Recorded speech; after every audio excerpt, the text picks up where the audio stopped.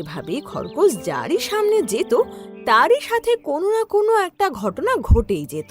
চারজনেরও এই কথাটা বেশ অটোখটো লাগতে লাগে, আর জঙ্গলে এই কথা ছড়িয়ে পড়ে।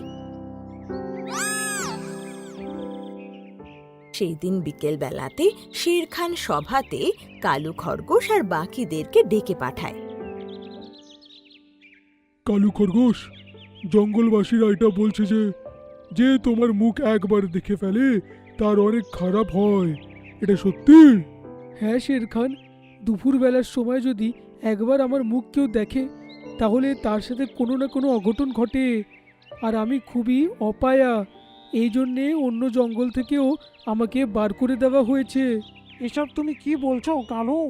এরম বলতে নেই, তুমি তো আমাদের বন্ধু। তোমার বন্ধুর জন্যে এই জঙ্গলবাসীদের যদি কোনো অঘটন ঘটে, এই রিস্ক তো আমরা নিতে পারবোই না। তোমার বন্ধুকে তো যেতেই হবে।